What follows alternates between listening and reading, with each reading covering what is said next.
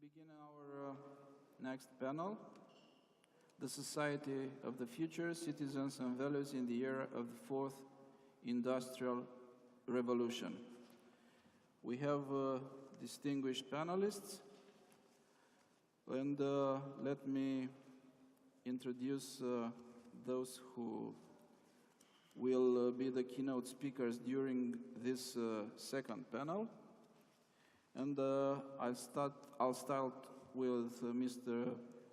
Jeroen Schöckenbroek, who is director at the Discrimination and Anti-Discrimination Directorate General of Democracy from the Council of Europe. Thank you for coming. The next one is the distinguished professor from National Schools for Political Science and Administration, Iordan Bărbulescu. Thank you, Professor, for accepting to be keynote speaker on this important and I hope interesting panel. And from the Friedrich Ebert Foundation, our distinguished colleague and expert, Michael Dauderstedt. Thank you for coming, and we are looking forward for your interventions. Honorable members of the Romanian government, distinguished guests, dear colleagues from the Romanian Parliament who attend our conference. First of all, let me, at my turn to welcome you to Bucharest. I attend the first panel, and it was a very successful one, a very interesting one. I hope our panel will turn out to be as interesting as the first one. And as we have to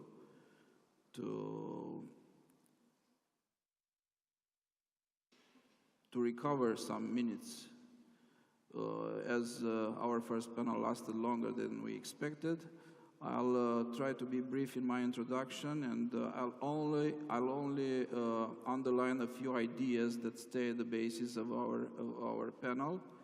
And then I leave the floor to our keynote speakers, and the format I suggest, and I need your acceptance, is that they'll make their presentations, then we'll have a question and answer segment to our panel. If you agree, and I think that everybody agrees, this is how things will develop.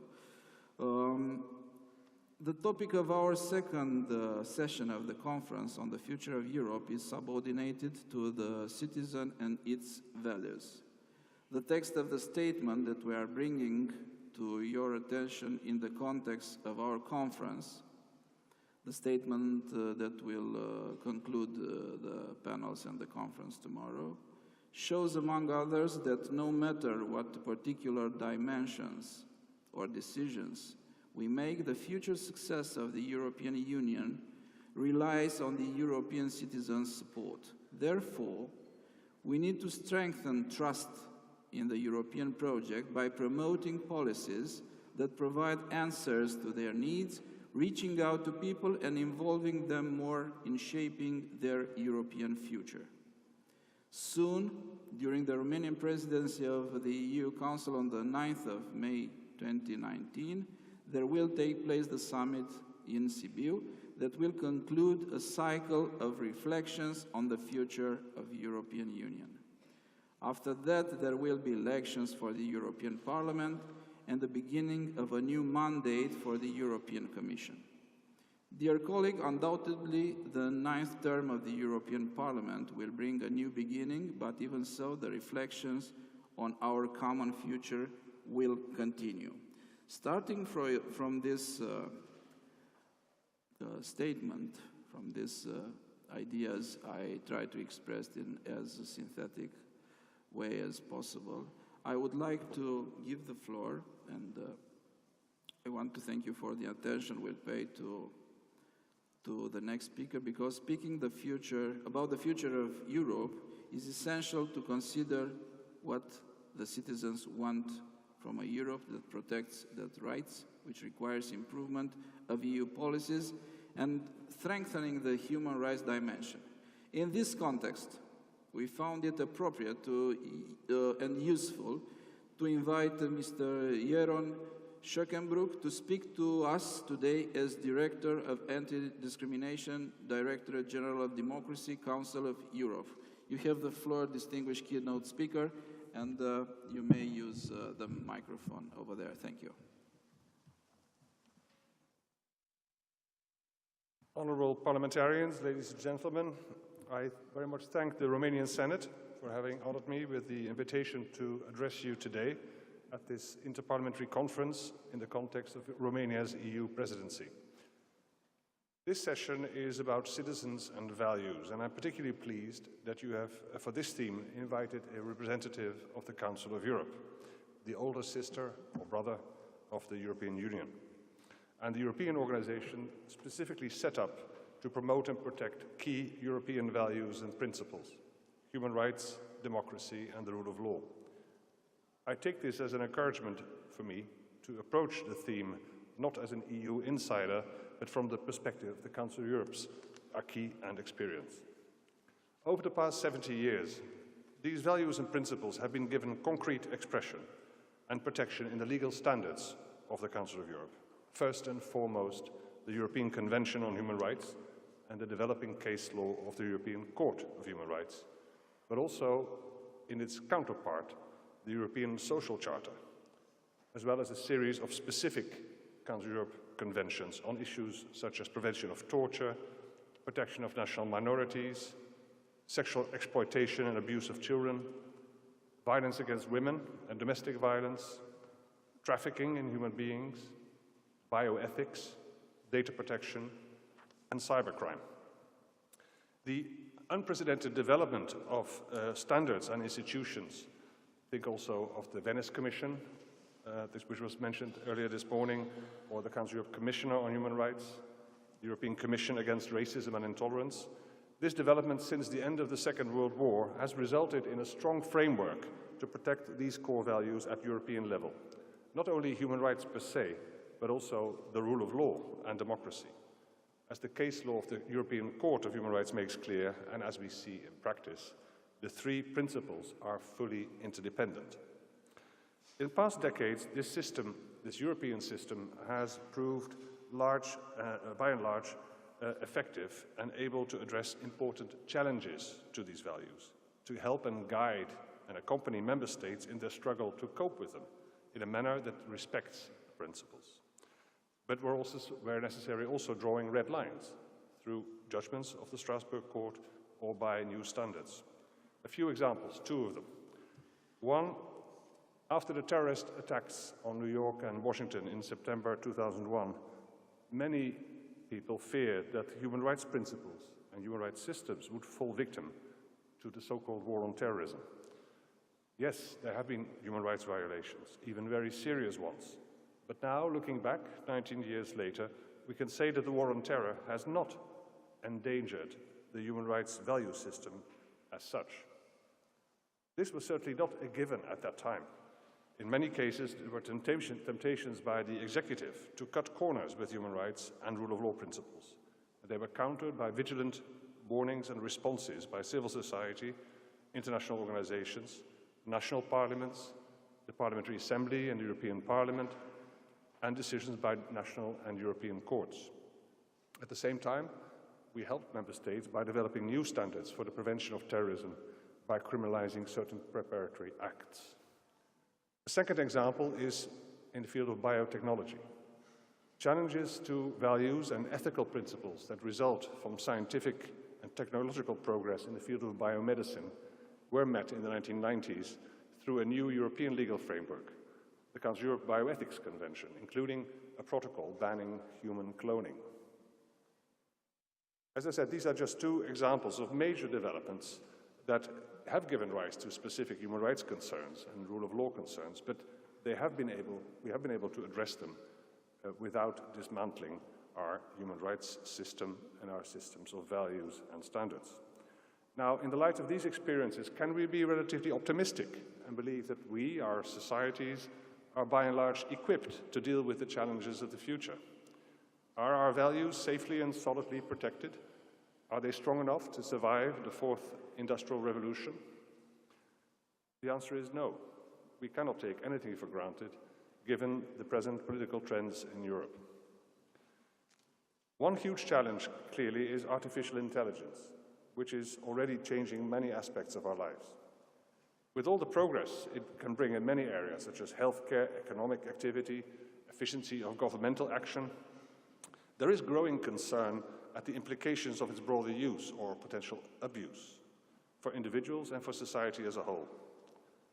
Machine learning and deep learning, fed by massive data collection, may lead to algorithm-based decisions by private and public actors that affect human rights without transparency, accountability, or safeguards.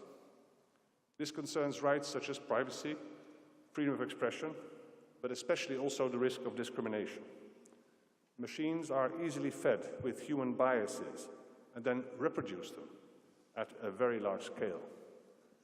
Our Commission Against Racism and Intolerance will be monitoring these risks. And as for democracy, we've all seen the potential for electoral interference with the Cambridge Analytica scandal. But there are also more insidious ways in which citizens' and voters' opinions are can be manipulated. In many cases already, algorithms prioritize the information that reaches us, so-called information bubbles. Many of us are not even aware of them. The use of artificial intelligence in the administration of justice is another area where we should be vigilant. Recently, the Commission for the Efficiency of Justice of the Council of Europe adopted a European ethical charter on the use of AI in judicial systems. Recently, the Committee of Ministers adopted a declaration on the manipulative capabilities of algorithmic processes, and further work is under preparation. In a report to be released tomorrow, the Secretary-General of the Council of Europe calls for further work, including exploring the feasibility of a general legal framework for the development, design, and application of artificial intelligence in conformity with our standards on human rights, democracy, and the rule of law. But even artificial intelligence, which with all its transformative potential, is not the most fundamental challenge for our core European values today. The biggest challenge comes from the rise of populism and nationalism in Europe, feeding on economic, financial, migration and refugee crises, growing social inequalities, globalization, distrust in democratic institutions. The landscape is changing. Populism and nationalism are no longer a matter of discourse only. We see it also in action in Europe and elsewhere. The threats to our core values are quite clear. Our European democratic model is one of substantive democracy, where human rights form an integral part of it. Because we know, since Weimar, that purely formal or procedural democracy does not protect society from the risk of authoritarianism, dictatorship, and violations of human rights by the electoral majority. Yet, what do we see? More and more, we see a winner-takes-all approach to elections. In the rule of law, we see a weakening of checks and balances in several places, in particular attacks on the judiciary and measures eroding the independence of courts, those very same courts that we need as primary protectors of human rights. On human rights, we see a backlash in certain areas, such as gender equality, so-called gender backlash. We see threats to freedom of expression and freedom of the media, even attacks and killings of journalists. We see, above all, high levels of intolerance, racism, anti-Semitism, and anti-Muslim hatred. Tendencies to play on emotions, fears, prejudice, find a fertile breeding ground in social media, where equally the desire to go viral triggers a negative spiral of more and more radical and emotion-based speech, often hate speech. Our Parliamentary Assembly will be debating these issues next week. Nationalist discourse also seeks to challenge the legitimacy of European and international institutions and multilateralism in general. This includes challenges not only to the EU, but also to the Council of Europe, charged with ensuring oversight of compliance with human rights standards by its member states. From our perspective, this is very worrying. The very reason the Council of Europe was created after the Second World War was the experience from the Nazi period, and the lesson learned that national democracies can be destroyed from within, even through democratically elected leaders. And it was therefore necessary to provide for European instruments and institutions to prevent states from backsliding by anchoring states in a system of European legal safeguards. Now, where does this leave us? Rational argumentation seems to be on the decline in our societies, and more replaced by fake news and conspiracy theories, emotions and radical ideas. A state of moral confusion seems to be gaining ground. In other words, a crisis of values. To overcome this, there is no magical solution on offer, but at least two essential ingredients of our response are clear. We cannot hope to uphold our core European values if citizens do not understand and support them. The values of human rights, democracy and the rule of law should be a much stronger part of education curricula. The recent Council of Reference framework of competencies for democratic culture is a practical tool which is raising much interest among our states. The second element is the crucial responsibility of politicians to take a principled stand to uphold the principles of human rights, democracy and the rule of law, especially when they are under attack. Respect and defend the checks and balances that flow from the rule of law, the constraints that human rights, constitutional and European, place on the exercise of any power, including executive and legislative power. My last remark, Mr. Moderator, yes, I believe it is possible, notwithstanding the current crisis in values, for these values to remain the bedrock on which our societies are built, also in the future at the time of big transformation, such as the development of artificial intelligence. However, this requires principled support and moral leadership. Now, thank you for your attention. Thank you very much. Thank you very much, distinguished colleague. And thank you for mentioning the challenges that are extremely actual in the context of reshaping Europe and of responding to the challenges Europe has. And I'm sure that you'll have some questions dealing with your presentation, which was appreciated, and the applauses you had is a sign of appreciation.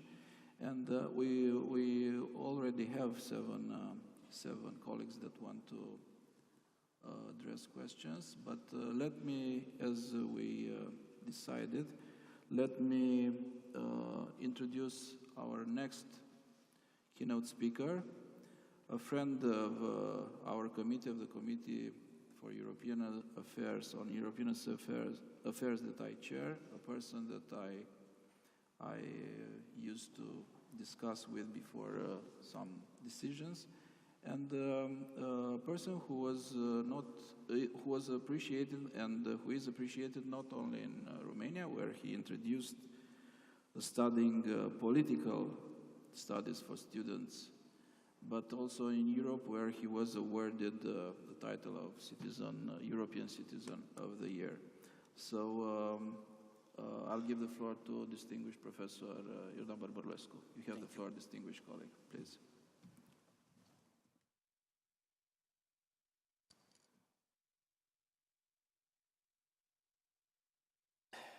Good morning, good day.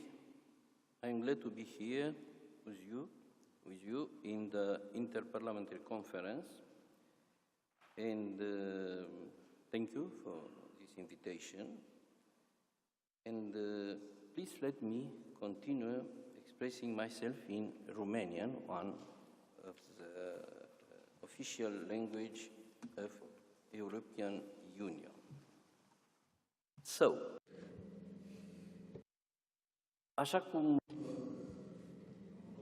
as I have been introduced, I am a professor, researcher. As such, I am used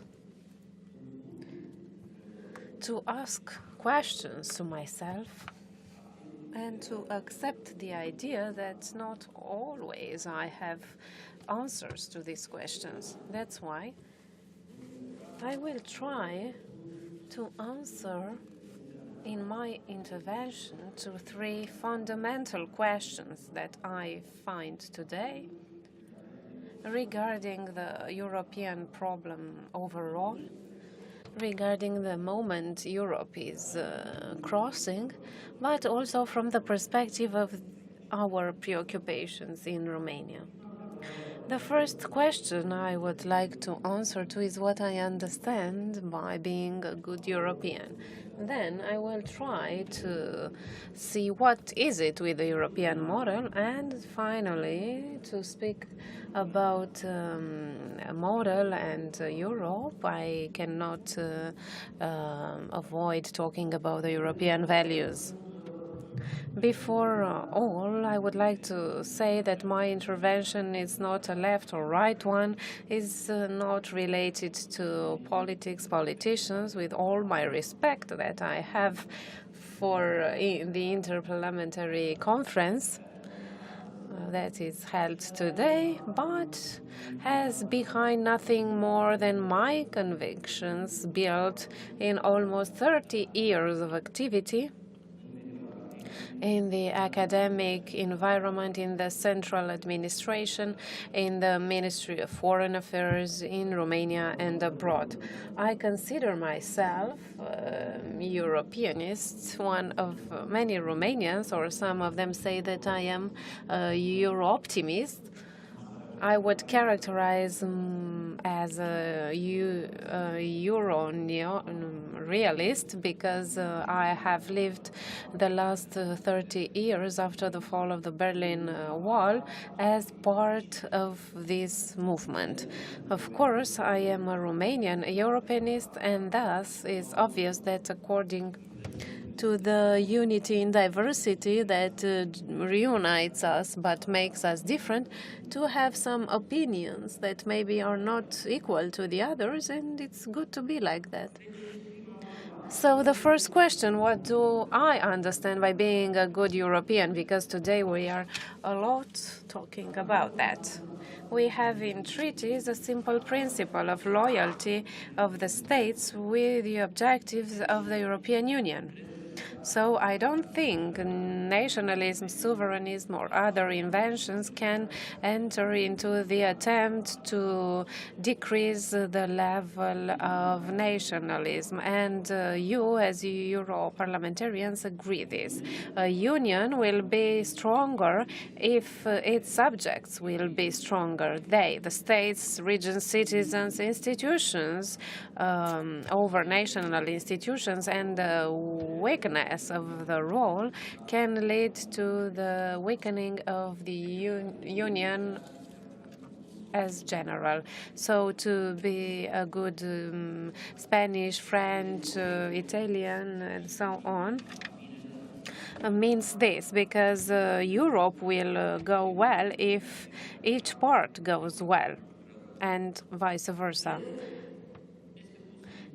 For the rest, it's possible that one or the other to gain something, but overall Europe will lose and we all lose. In this regard, we have to learn, I believe, to listen to one the other and to cooperate, because it seems that sometimes we forget one of the goods of Europe, the culture of dialogue and of the cooperation, dialogue and cooperation, and not its lack and confrontation. You will say that the fight of ideas, it's good for the progress of mankind. I agree, but one is the fight of ideas and the other is the arrogance to believe that only you, or no matter who you would be, are right, and you have to impose your ideas. The values, the principles of the foundation of European Union assured place under the sun also to the small ones, to the big ones, to the new, to the old ones, to the west or east,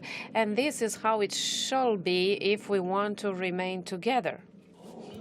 I hear saying that if Brexit continues, Great Britain will not be what it used to be. Okay, but in my opinion, not even the European Union will be what it used to be, and especially what is is it now if other states leave European Union? Of course, I know most of the opinions because I will not know all of them. I cannot know all. I know the idea. I also wrote in some moments related to the fact that Great Britain, by its position, sometimes kept the European Union in its way to an explicit federalism on the place. I heard the single market ideas and so on, but I believe that a union without Great Britain can be more dynamic, but also smaller from all points of view. Or I believe that we need a stronger union, but not, if it's possible, a smaller and smaller union. And with the perspective of the accession of Balkans, recently I have written an article called "Between the British Divorce and the Balkanic Fiancé and Engagement." And you know that it's not tomorrow happening, but in the end, the union will be smaller if we really have Brexit. And I repeat that it's not a positive signal that we transmit beyond everything that meant Great Britain with the good and the bad things. So, to be European, in my perspective, means to recover the culture of dialogue, making that over the 70 years to avoid the wars in the European community. I am telling to my students, and of course, forgive me if I am what I am, or I am a professor. I do not want to preach lectures to you, but I am talking a lot to my students about the peace and about this important gain of the European Union that we minimize sometimes, because progress means also peace, and war cannot bring wealth on average and long term. You know, as MPs, what I'm talking about. You know the importance of the dialogue between the European institutions, between the member states, between citizens, and so on, even if we still have some minuses to the last one. But I believe that we have to state it and to repeat it each time we have the occasion, especially to the young generation that, I repeat, hasn't lived the war period or after-war period. So I was saying, to recover, let's recover this dialogue and let's decree it as fundamental. Let's impose this culture of dialogue also to the ones who lead peoples or nations, because of course we will not face illegal migration, economic crisis, or Russian threats on short term or others on long term, not to the American multilateralism to which some leaders might be exposed in order to acquire votes. It's not that the solution, but on the contrary, the source of new problems for all of us and for them. So I believe in dialogue, cooperation, by the force of the arguments and not by the arguments of force. As we all know, not even in the education of pupils is used force, not even in equal states like the states of the European Union. The second question that permanently troubles me, and for a while I have been thinking of an answer, of a possible answer. Maybe you might get upset when hearing my answer, but I'm not here to get you sympathize me. What do I understand by the European model? Because I have to discuss what is defined by the treaty. I believe that it's related to the first part, because being a good European means also to consolidate the model of Europe, such of a free market having an important social dimension, so market economy, but with the social dimension. At a first glance, we have a contradiction in the terms, but from here comes the beauty of the Union, because the European Union wants a policy for the citizens, and in front of alternative models, there is the American model, where The state has the capital, the Asian model. The same triad has the state in the center, the emperor. In the case of the European model, the citizen must be the center. But how can it be like that if the budget of the European Union decreases without increasing absolutely, even if we are not 6, 9, 15, but 28 or /27, with a perspective of being 30 in some years or 33, if we take into account the Western Balkans, or if we think that more than half of the actual members have become or will become Europeans, having to recover gaps in this short period of time. So what do we do with the economic, social, and territorial convergence? What do we do with the reduction of disparities between the states and the citizens? What do we do with the poor ones? And we have a lot. What do we do with children who don't attend school because they don't have shoes or food? I do not exaggerate. As we have to ask ourselves, what do we do who in front of the huge speed of the science or technique, at 50 they are in the impossibility of facing it, and they are condemned to inactivity.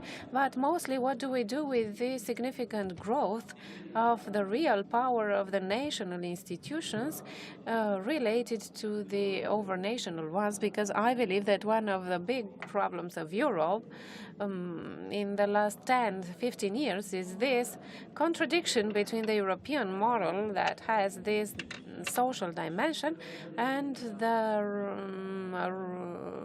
right, center-right ways of governing, who had the majority in Europe. Of course, in this regard, increased the power of the European Council in the relation with the Commission. I don't know if it's good or bad. I am among those who at that time, so we are talking about 10, 15 years ago, when there were debates regarding the future of Europe, and I have always thought that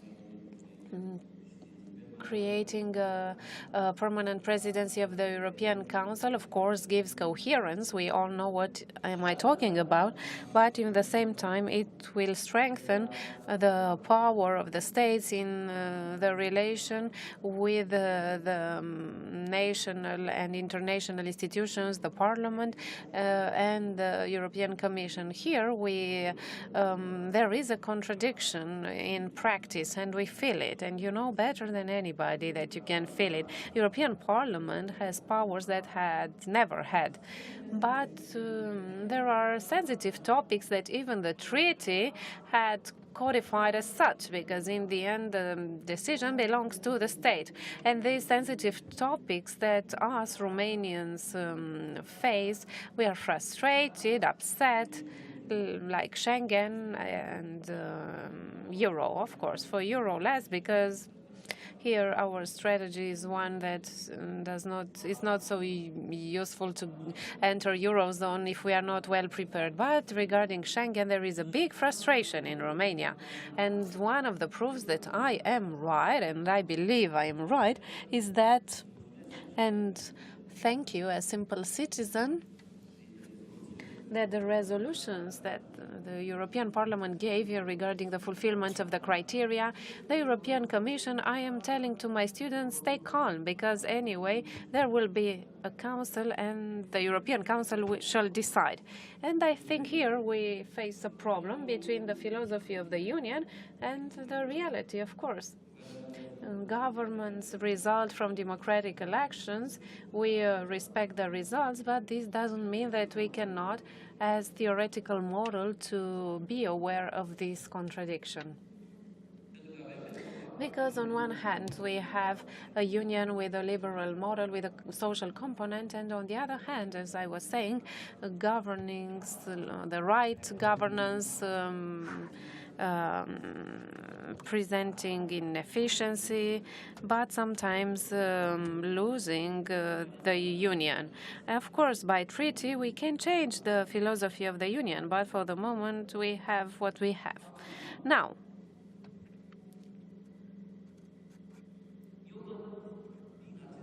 from this point of view, I see necessary like a treaty between the big political parties that beyond the usual debates between them to assure and guarantee that this model will be implemented as long as it exists in the European pacts, treaties, and between the governments of the member states regarding the obligation to maintain and to emphasize the social dimension if we want the European citizens to believe in the European model at least as they believe in the national ones. We haven't succeeded to do this. Those who have to educate the young generation, not even you in the parliament, not even the Commission. I know the efforts done to improve communication, but still the national project is more credible than the European one, and here we have a big problem.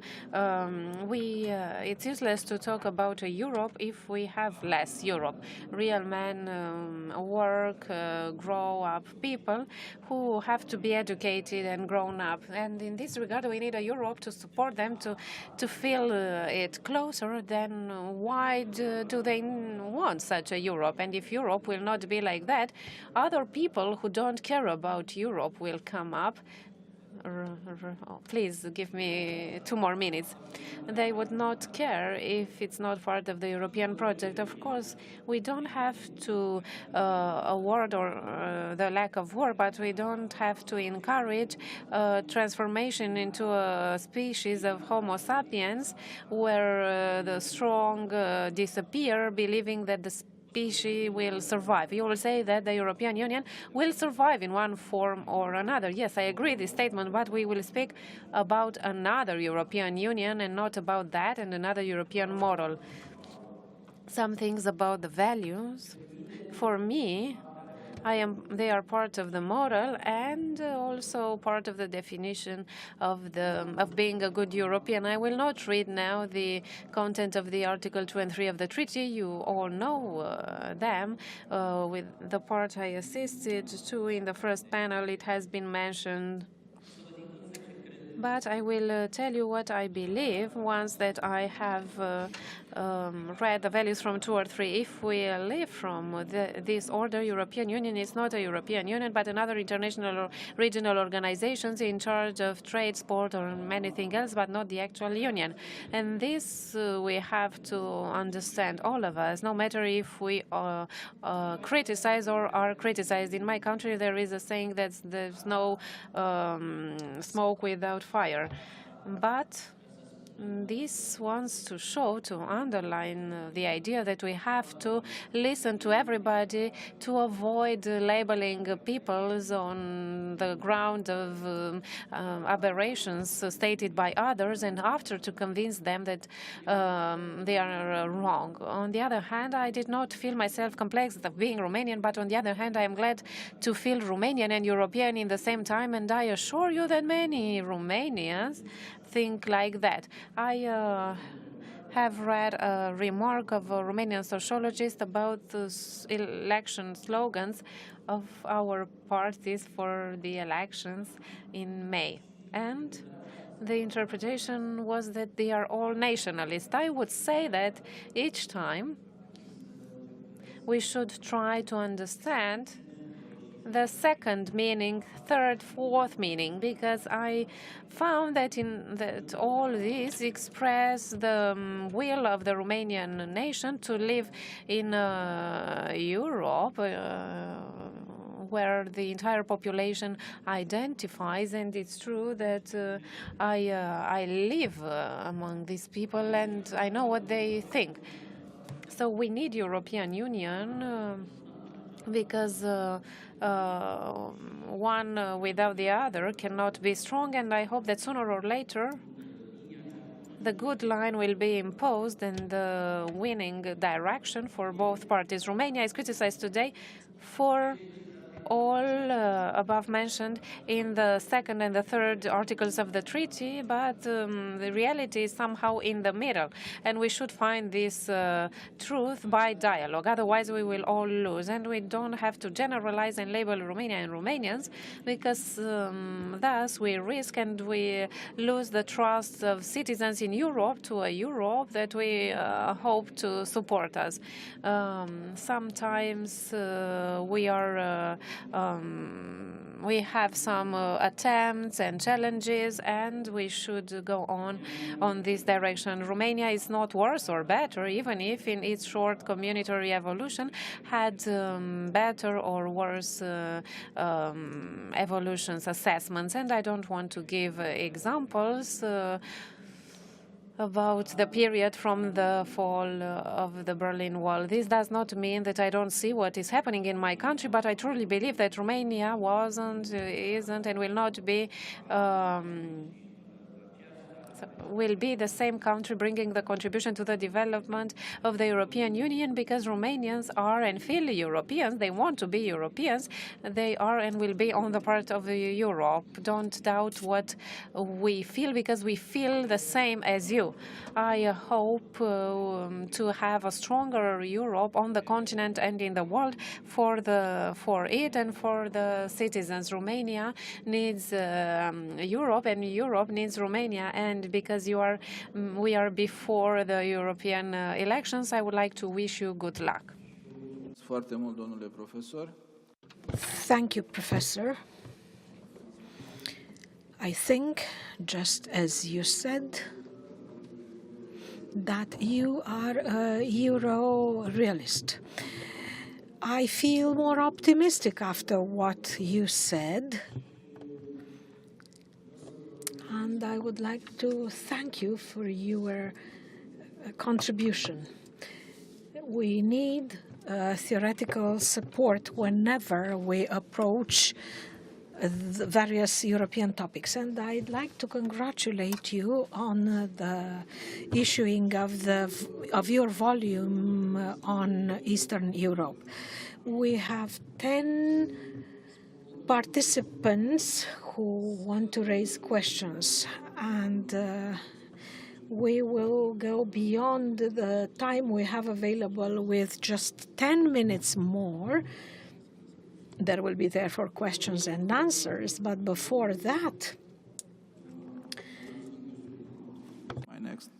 our next keynote speaker, he's an expert in the social dimension of the Eurozone, whose research focuses on international political economy, European integration. Dr. Michael Duderstadt, former Director, Division for Economic and Social Policy of Friedrich Ebert Foundation. Distinguished colleague, distinguished keynote speaker, thank you for coming, thank you for being here, and you have the floor.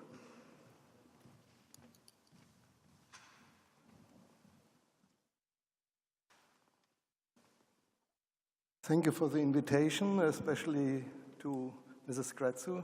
It's glad to be back in Romania again.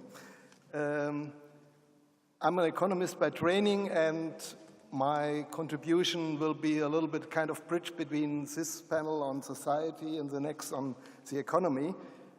But the issue I'm focusing on is actually something which is very central to societies. It's a distribution of income.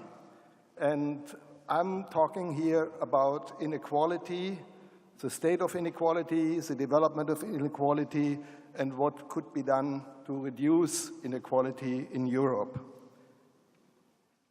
If we talk about inequality in Europe, we have to see that many people first think of inequalities within their countries. That is an issue which is well known, and many people are concerned that inequality in many member states and in many states all over the world has increased over the last decades, basically since the 80s in the OECD. And this has, meanwhile, even touched or attracted the attention of of institutions which were formerly neglecting income distribution issues like the OECD or the IMF. Let me give me a couple of very raw figures so you can see what dimension inequality has within Europe. If we look at the per capita income of the poorest country of Europe, Bulgaria, it's about 6,300 euros, while in Luxembourg, the richest, it's 80,000. So it's about 12 times as much. Of course, this is if you calculated exchange rates. If you look at purchasing power, prices in poor countries are usually lower than in rich. The picture becomes a little bit better. Then Bulgaria has a per capita income in purchasing power of 14,800 euros per year, in Luxembourg 76,000. So it's still 5 times. So it's a huge discrepancy. And these disparities of income between countries in Europe are, of course, the key cause of 2 major economic problems or phenomena, mainly migration, movement of labor from poor countries to rich countries, and capital movement from rich countries to poor countries when certain low-skill, low-tech production steps are relocated from rich countries, high-wage countries to low-wage countries. And both things are, of course, a concern for workers and poor people in rich countries, and it's no coincidence that we have a race of populism in these countries and we have Brexit. Brexit was driven to a large extent by the wish to reduce the movement of labor from poorer countries like Poland, like Romania, to the UK.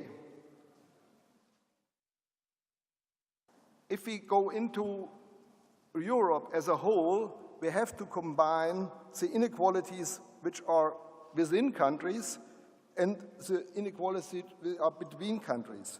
And then we see that the whole becomes a little bit complicated, but in the end, we will see that if we look at the ratio between the income of the poorest 20% and the richest 20%, that is a usually or very often used indicator of inequality.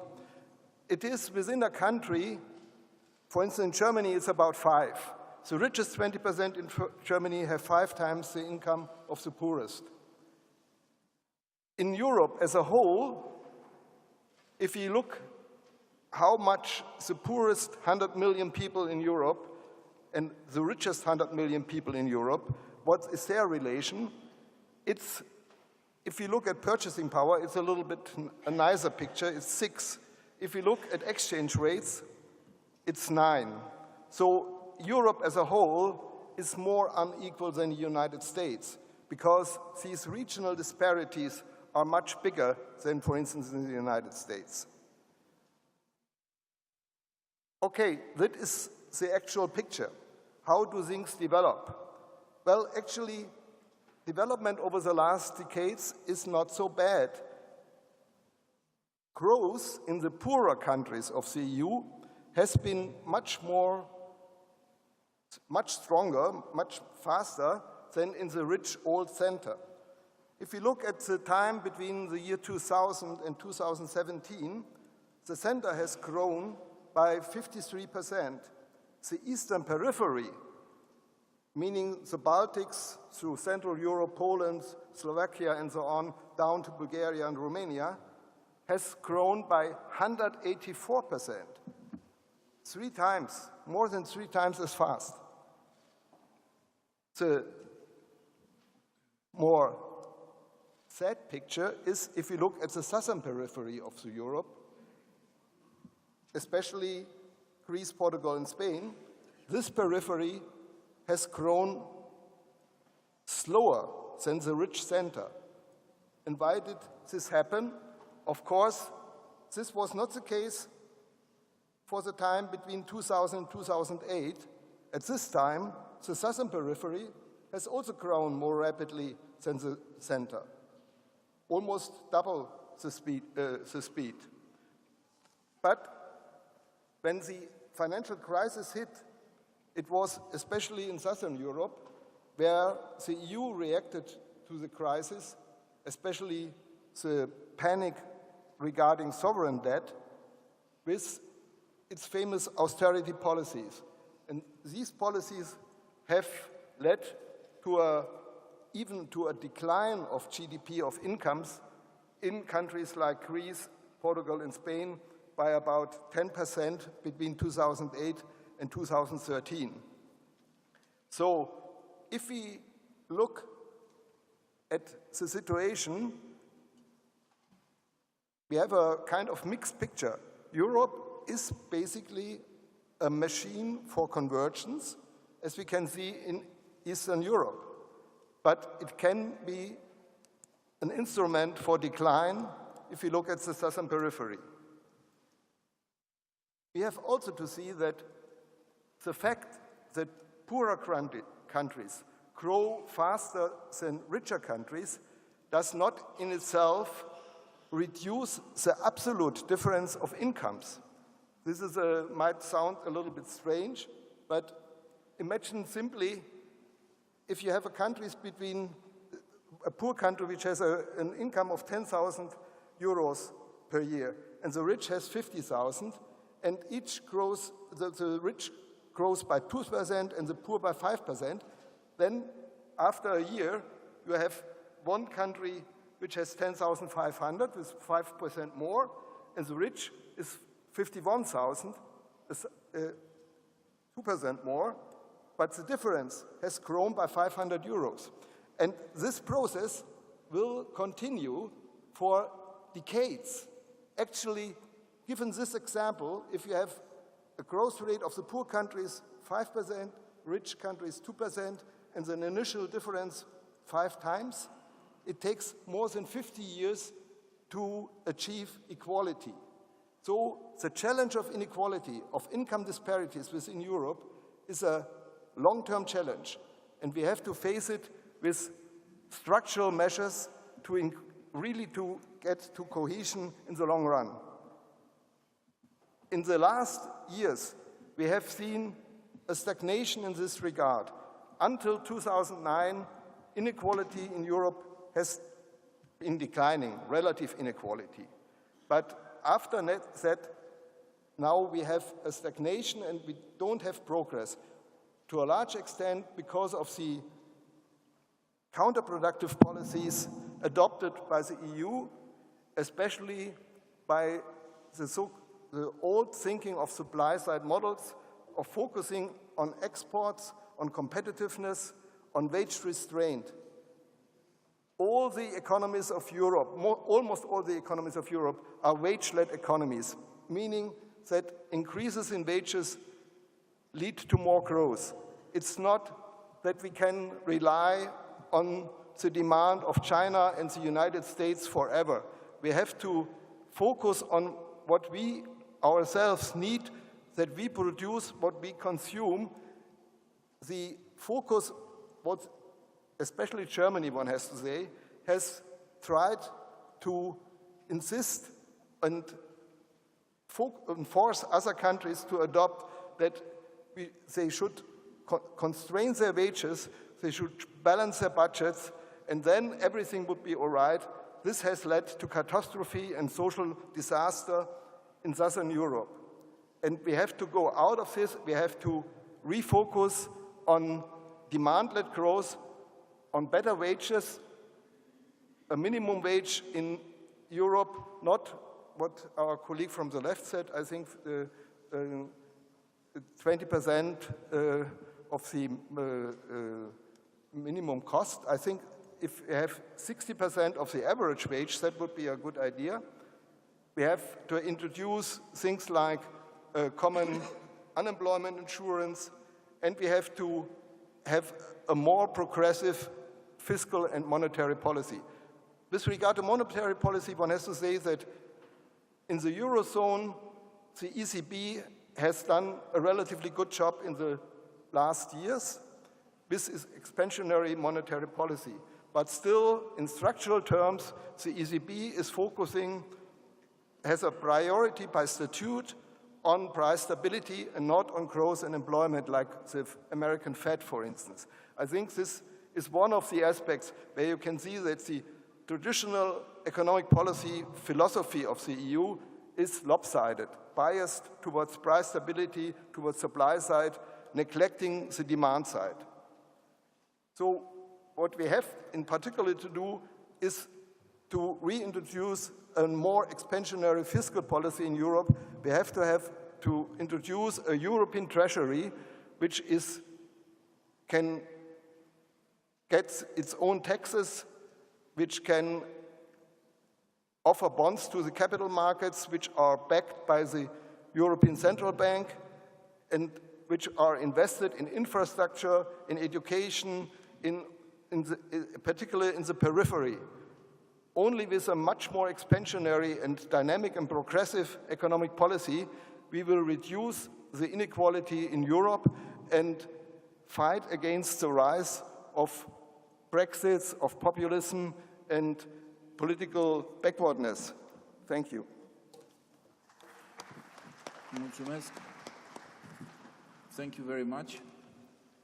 Thank you for another realistic approach based on figures and statistics. We also found out your view as far as migration, labor migration, capital migration, and income discrepancies, and for the need of cohesion, which is extremely important for us, even for our presidency. At this moment, I want to give the floor to our colleagues who want to address or make comments on the presentations our keynote speakers had.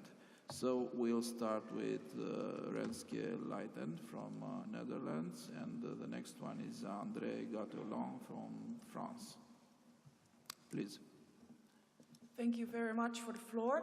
I think it's very good we're here as parliaments on the future of Europe. It's very good to discuss our future with parliaments. I think that it's a pity that the first round was members or future members of the European Parliament not listening to us but only stating to us. We should talk, we think, about the labor migration. We had a huge discussion in our parliament about the unemployment benefits or the stamp money which labor migrants can get and cost us, our community, 30 million of taxpayers' money. Is this the way for supporting the European Union? Or is it undermining? I think if we look at our communities, it's undermining. But I also see a huge article in the newspaper last weekend about exploitation of people from the eastern member states coming to our countries and employments benefiting of low wages and bad housing. So I really think that we should discuss with each other whether this is a way forward or a way backward in having a European community. I think it's putting up people amongst them. This is not the way for cohesion, I would say. But I think that we should have a real good discussion about this, how it benefits for the countries who are losing their future generations and how it benefits the countries who are getting the cheap labor, and if this is the way we integrate or do we disintegrate. Thank you very much. Our colleagues from the Secretariat told me that we are supposed to have 2 minutes intervention, so I wanted you to know this. And the next to address is André Gattelin from France. and our good friend Viorel Ilie from Romania is expected to speak next. Thank you. Thank you, dear key speakers. I am really happy to take part as a vice chair of the French Senate and also as a member of the Parliamentary Assembly of the Council of Europe. It's important to mention this because when we speak of European values, all member states of the EU are also member states of the Council of Europe.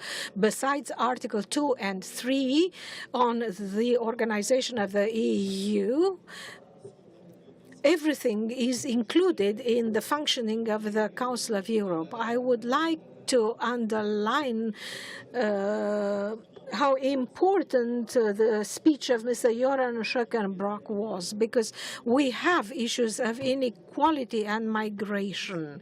But the challenges we are faced with are also the challenges imposed by the new technologies.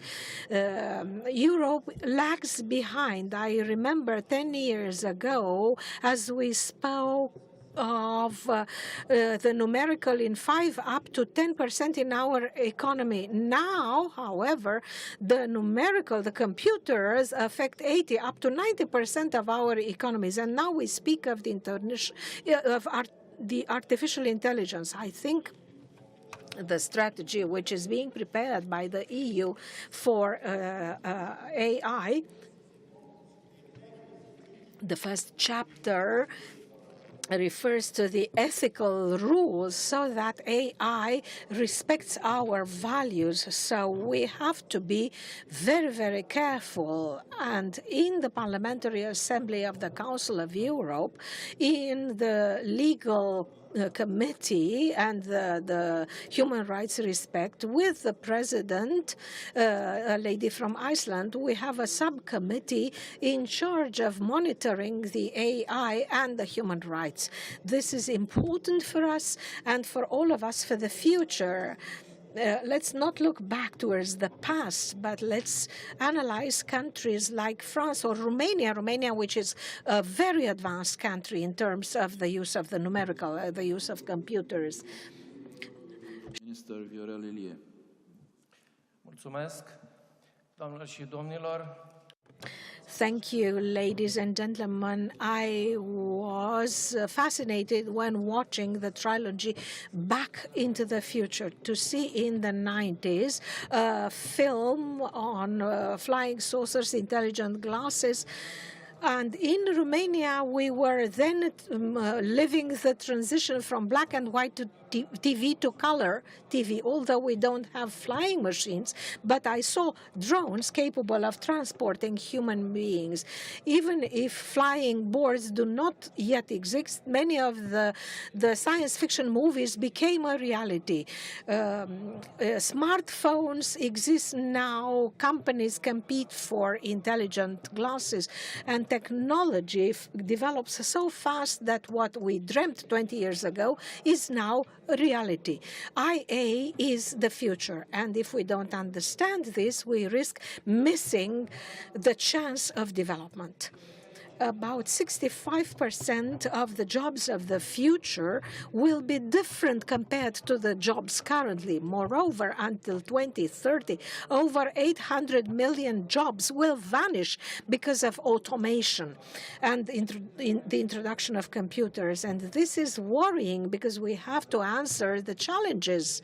But at the same time, we have to be open to these opportunities which we should integrate to the advantage of citizens. In my opinion, dear colleagues, the answer is education. And the EU, by its declaration in Rome in 2017, answers this challenge by reinforcing the idea that young people deserve the best education and training. Lifelong learning, something around which the Commission suggested updating the terms of reference. This is the answer for the challenges of the future, but all these should also reflect the particular features of each and every member state. An example could be Romania, that has a very well-developed IT sector with a highly skilled labor force. We need to make sure that the trend continues, not leaving anyone behind, so that the potential of all young persons is used, irrespective of where they live. The fourth industrial revolution is said to bring with it an increase in the living standard. Yes, fine with us, but let us, all of us, dear decision makers, let us make this be felt by all citizens. It's within our power. Now I give the floor to Lawrence Whitty from United Kingdom, and the next to speak is Linda Ozola from Latvia. Thank you. The Brexit debate and the cause of Brexit and many of the other anti-European movements around our continent are based on a loss of faith in government, not just European government, but national government as well. And that also reflects a growth in inequality within countries as well as between countries, and a feeling of loss of control, not just of migration, but of your whole life. And it's no use just dismissing that as populist and nationalist. It is a very real feeling.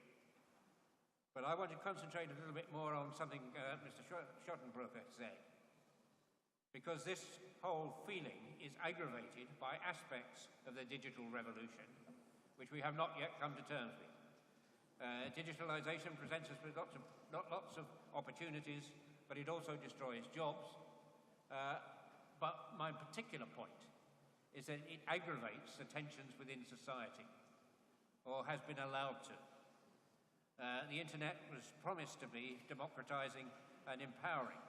In practice, it has led to division, to groups developing over the social media and elsewhere who talk only to themselves and believe only the propaganda of those they already agree with.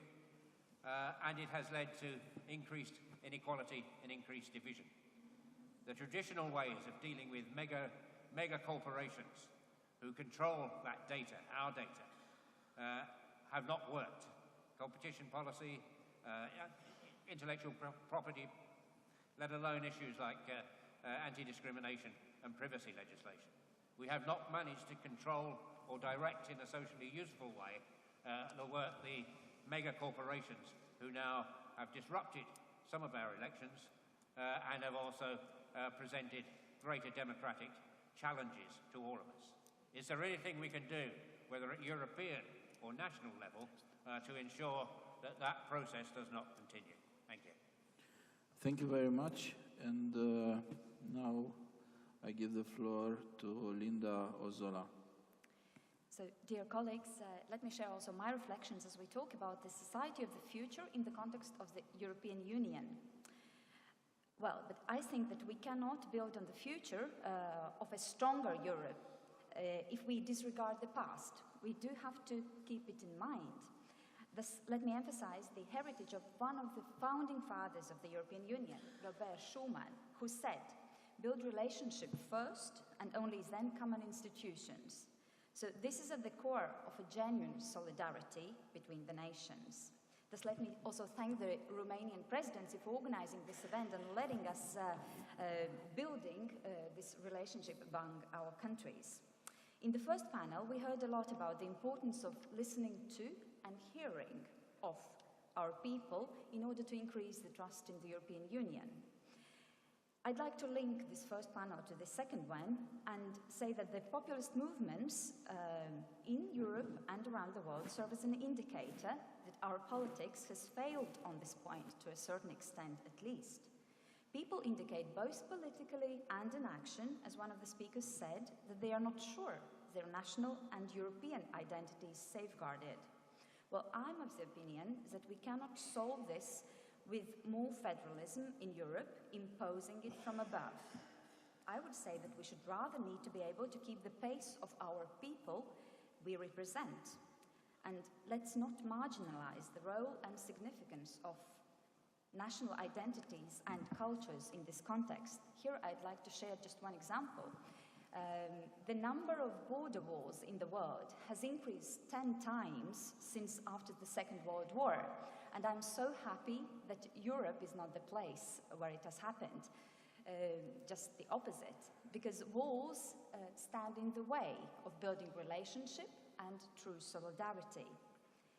But let's not disregard this background we are in. Otherwise, I'd say we would risk, indeed, to have a Eurosceptic parliament after the 25th of May and broader discontent in our societies and less solidarity. So, to conclude, I would just like to emphasize that I still believe in strong union of European nations where our core values are respected in true solidarity between our countries and supported by all our people. Thank you. Thank you very much. Thank you very much. And let me give the floor to the representative of Ireland, Mr. Bernard Durkan. And the next to address our conference is Agata Borowiec from Poland. Please, you have the floor.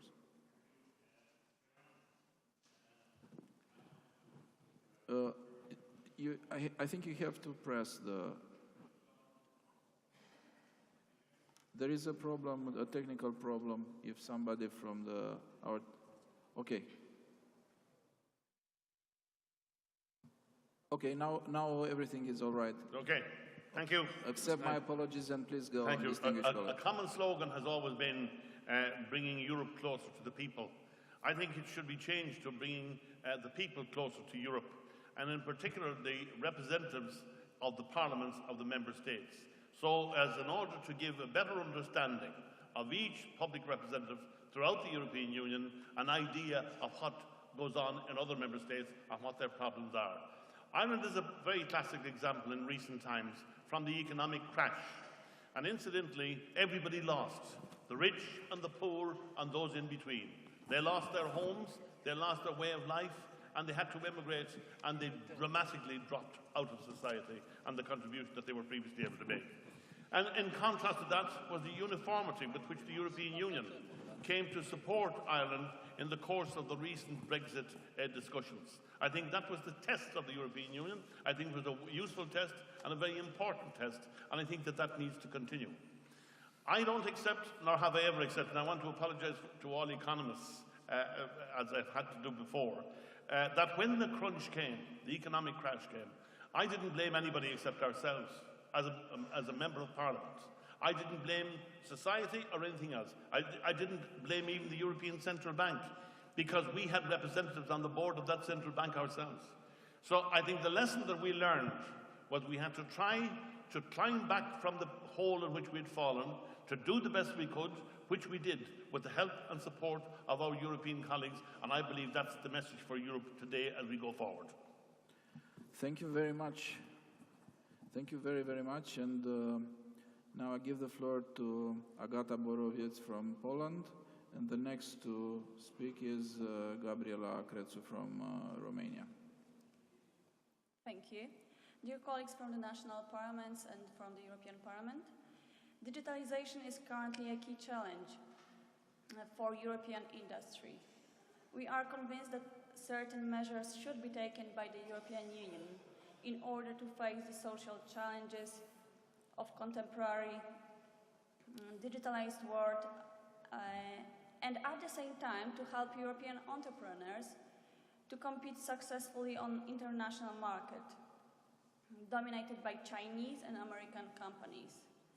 We also see the need to create a common ethical code on the use of modern technologies. And facing the challenge of technological unemployment, we see the need of strengthening the digital skills of the society. The actions taken should include all generations. Children at primary schools and colleges, students, and elderly people as the most vulnerable to technological exclusion. Thank you.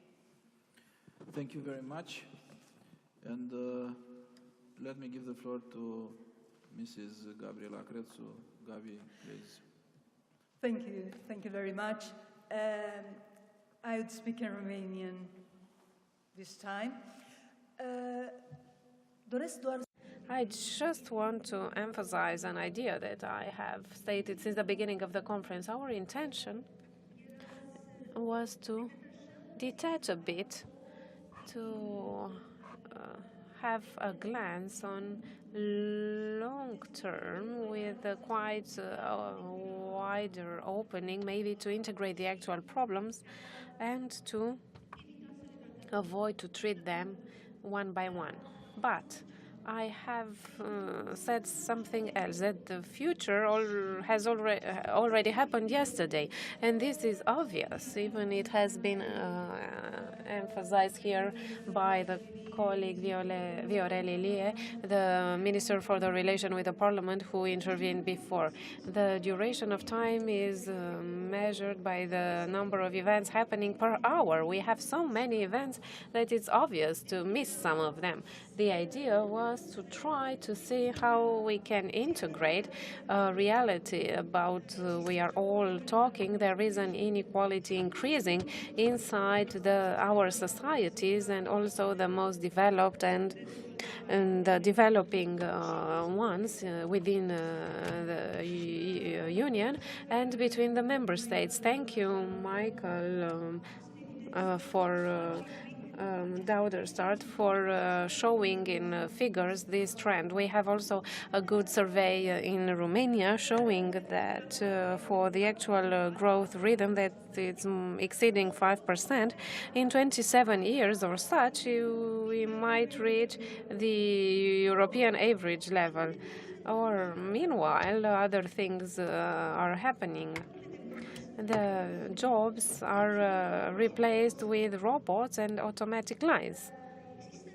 There is the risk that instead of having collaborative economy able to subtract to the rigor of the market and in the same time to have the necessary goods and services, to have a Uberization of economy, or in this case to pay attention that our legitimacy is related to the capacity of delivering public goods and services. And if taxes are not paid, then we will not be able to deliver public goods and services because they have to be paid. There is another aspect, and this is essential. All our systems of social insurances are correlated to the performance of a job paid with a salary. If the rhythm of change is the one that we see, or if it is accelerated, we will face big problems to fuel the welfare systems and to pay the pensions. And thus, these have to be changed now before the big change. And let's not talk about the ethical aspect I was mentioning at the beginning. The human being has to be replaced where we used to keep it in front, in the center of our preoccupations.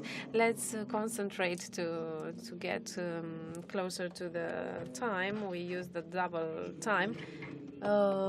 Joško Klišović from Croatia. It's quite obvious that technology will shape our progress in our societies. It will establish new social relations and create new political paradigm. It's also quite clear that technology develops much faster than our political decision-making can follow. We know that internet was invented not by politicians as an effort to really develop the country, but it just came as a technological innovation. So we haven't really regulated the internet even today. As our colleague from Council of Europe said, technology brings new threats as well. Threats to our core values, which are part of our identity, European identity. You mentioned privacy. Yes, people are easily to control using technology and artificial intelligence as well. We are aware that China is about to introduce new surveillance system whereby it will grant certain points to its citizens dependent on their behavior, and that points will really shape their status in the society.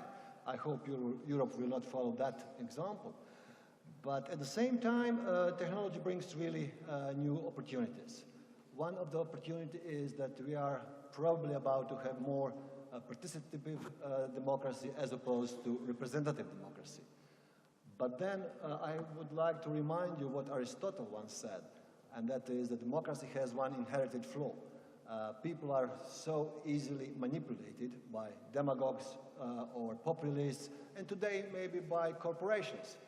So my question basically is, what the Council of Europe really does to detect this kind of manipulation behavior, to prevent them, to make people aware that we should not be really manipulated by interest groups, but we should really try to protect common public interest. Thank you. Thank you very much.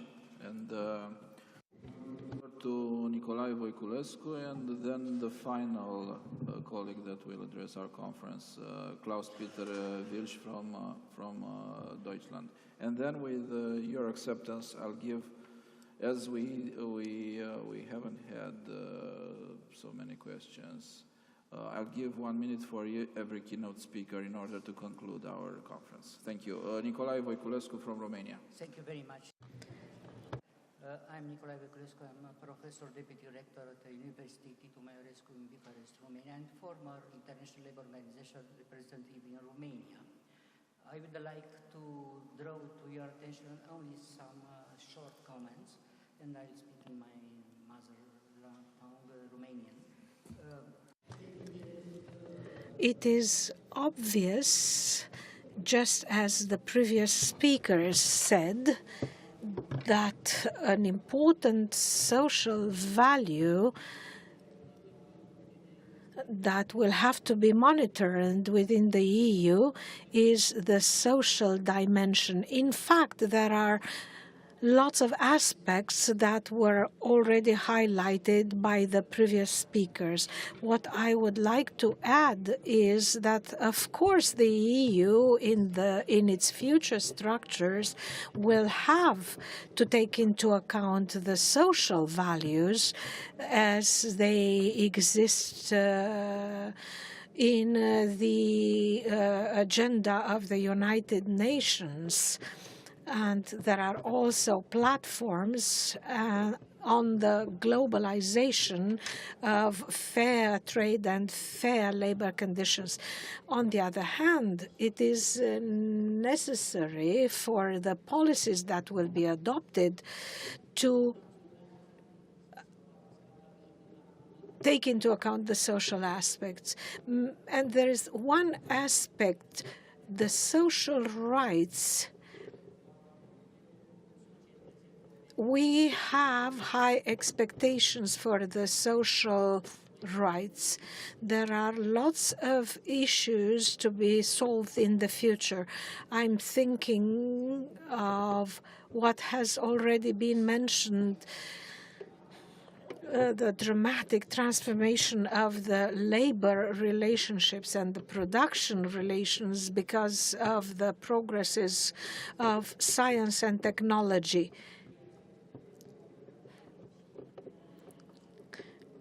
The EU as a whole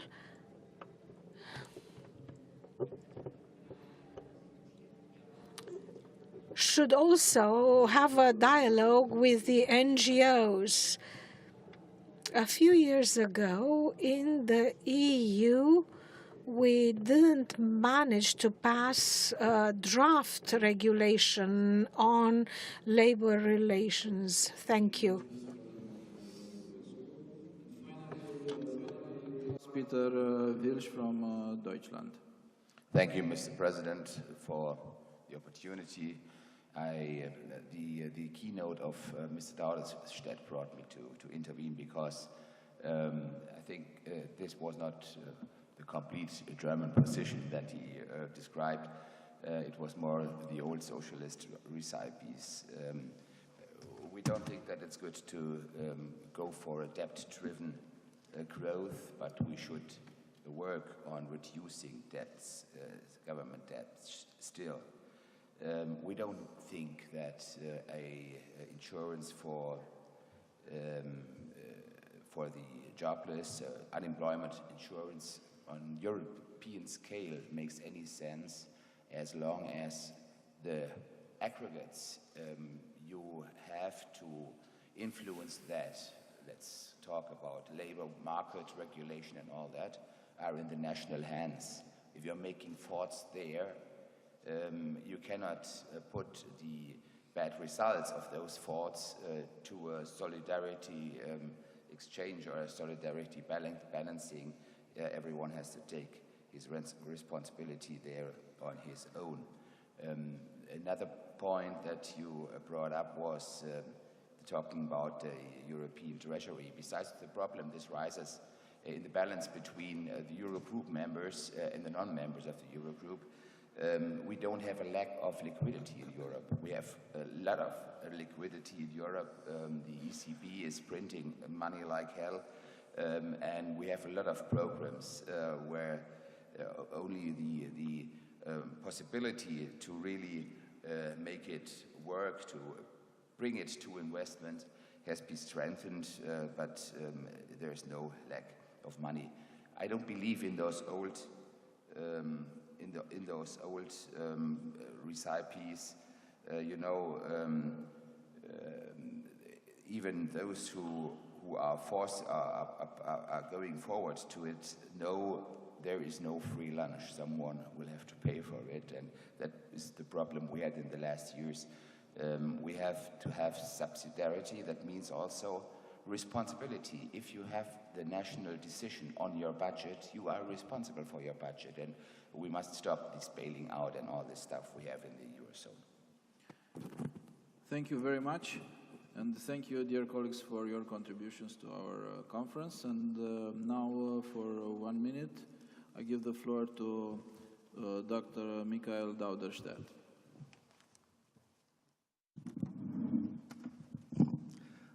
Yeah, thank you, Mr. Wilch, for this complementary position. It's nice to see that the German government is still sticking to its old ways, which have led to slow growth in the Eurozone and a social catastrophe in Southern Europe. Actually, it's not the official government position which you have presented. As I remember well, Olaf Scholz has supported the European uninsurance scheme. Thank you very much. The next is Mr. Jeroen Schökenbrück. Thank you. Very briefly, thanks very much, Monsieur Gattolin, for drawing attention to the important work of the Parliamentary Assembly, which is a driving force in the Council of Europe for many initiatives and new challenges, including also artificial intelligence. The point was made by a few interveners about the need for education systems to be fully geared towards the digitalization of the modern societies. I think there it is absolutely clear that we do need to work. The answer is not one, and I would stress that, of throwing more computers into classrooms. We have had very bad experiences of that, where actually school children teach the teacher on how to operate a computer. So we should be wary of simplistic approaches there. Several points were made about the need for regulation. Certainly the ethical principles should be safeguarded. We would, in the Council of Europe, agree with that. There was an interesting question from Mr. Klisovic about the risk of manipulation and what does the Council of Europe do. At this stage, we are in a mapping stage. There are several studies which you can find on our website on the human rights implications of artificial intelligence. There's a specific study on discrimination risks. On the basis of those studies, which was completed in the last 12 months, work is currently underway. I already mentioned the CM, Committee of Ministers Declaration on Manipulation Capabilities of Algorithm Processes. There's also a recommendation under preparation on the human rights impact. That does not exclude further work of a legally binding nature. And this is a question also harking back to what was said earlier about the internet revolution, where we have perhaps been too optimistic. We would agree. At that time, there was a great caution because internet is essentially about freedom of information and freedom of expression. We're talking about the exercise of a fundamental right, which, of course, is not where regulations should not be the first answer. Looking back, after 20 years of internet, we can see that that approach has not been totally satisfactory, to say the least. And I refer to Mark Zuckerberg's open letter today, where actually he reaches out to governments and international organizations, help us define clear criteria for moderating internet content. I think that shows that we've come a long way in the past 20 years, and I think there is now more scope for co-regulation in this area. Thank you. Thank you very, very much. And I give the floor to Professor Iordan Bărbulescu for his final remarks. Nu vreau să spun decât la ce m-aș putea. Of course, I can only make reference to books and studies, research studies. There is a research study that we've made reference to in the last 25 years, Bernard Cassen, 25 years ago. Upon the order of the French government, this study was carried out, and it said that if the old member states grow by 2% and the new states 4%, 30 years would be necessary for a more balanced situation. And 8% of growth, which doesn't exist in Europe, and the crisis affected that, 15 years would have been necessary. So the academia did their job. They warned about the fact that the convergence is difficult to reach and it takes years and years. And in many of the positions taken, I saw concerns for the need of digitalization on the one hand and the dangers of digitalization. And as I am so fond of books, I find an excellent reading. Sorry, I suggest this to you. Harari, this is a wonderful study, scientifically carried out, but expressed as a story, telling a story. Even there you see that people are concerned with all these challenges, especially for the people aged over 50, because they will have the most difficulty in dealing with this challenge. And the EU, as well as the national governments, will have to give an answer to what these people will do in 2 or 5 or 10 years. Now we conclude our panel. Let me, on behalf of all the participants, let me thank the keynote speakers for their presentations and for interesting contributions to our conference. Thank you to all those who were interested in delivering us their thoughts and their questions during the panel.